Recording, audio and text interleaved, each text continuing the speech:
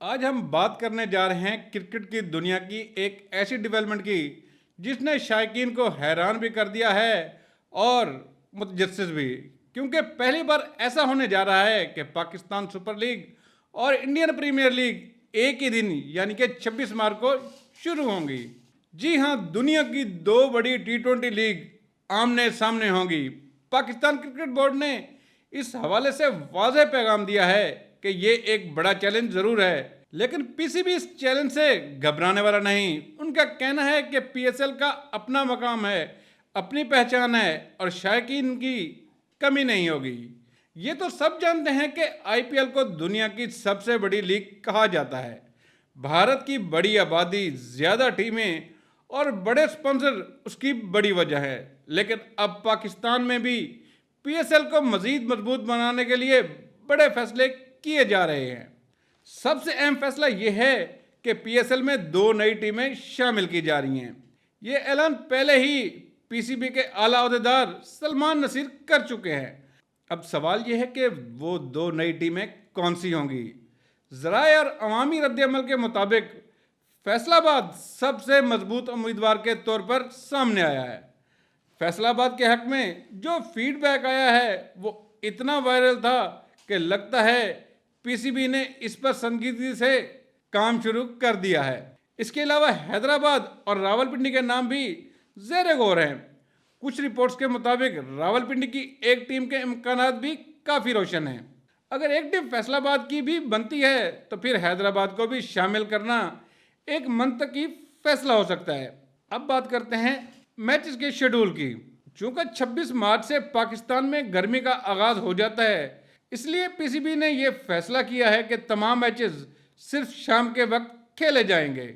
इसके साथ साथ एक दिन में सिर्फ एक मैच रखा जाएगा। इस फैसले की वजह यह है कि माजी में दिन के मैचेस में शायकीन की तादाद कम रही है, जबकि शाम के मैचेस में स्टेडियम भरे नजर आते हैं। इसके अलावा अगर एक दिन में दो दो मैचेस रखे जाएं तो टूर्नामेंट बहुत जल्द ख़त्म हो जाता है। इसलिए लीग को थोड़ा लंबा, रिलैक्स और दिलचस्प बनाने का फैसला किया गया है। अब आते हैं एक और बड़ी खबर की तरफ, जिसका ताल्लुक है मुल्तान सुल्तान से। मुल्तान सुल्तान के ऑनर अली तरीन ने सोशल मीडिया पर इंदिया दिया कि वो टीम से किनारा कशी अख्तियार कर रहे हैं। ताहम उन्होंने ये भी वाज़ेह किया है कि 31 दिसंबर तक मुल्तान सुल्तान के तमाम हकूक उन्हीं के पास हैं, यानी फिलहाल वही टीम के मालिक हैं। लेकिन मुस्तकबिल में क्या होगा ये अभी वाज़ेह होना बाकी है। अली तरीन ये भी कह रहे हैं कि वो मुमकिन तौर पर किसी नई टीम के लिए बोली लगा सकते हैं। अगर ऐसा होता है तो ये पीएसएल के लिए एक और बड़ी डेवलपमेंट होगी।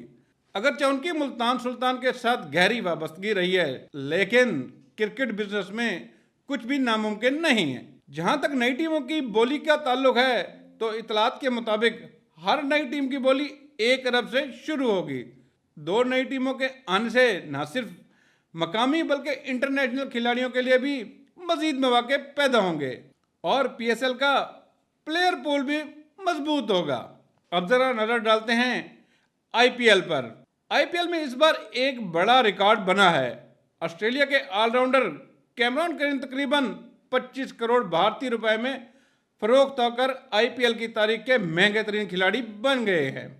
इससे पहले 2022 में कोलकाता नाइट राइडर ने सख्त मुकाबले के बाद ऑस्ट्रेलिया के फास्ट बॉलर मिचेल स्टार्क को तकरीबन 24 करोड़ 75 लाख भारतीय रुपए में खरीदा था। अब एक और दिलचस्प पहलू यह है कि इस बार पीएसएल और आईपीएल की ओपनिंग सेरेमनीज भी एक ही वक्त में होंगी, यानी शायकीन के पास एक दिन एक ही वक्त में दो बड़ी लीग का मुकाबला होगा। अब सवाल यह है कि क्या पीएसएल आईपीएल के साथ साथ अपनी पहचान बरकरार रख पाएगा, और आपके ख्याल में पीएसएल की नई दो टीमें कौन सी होनी चाहिए? अपनी राय हमें ज़रूर दीजिएगा।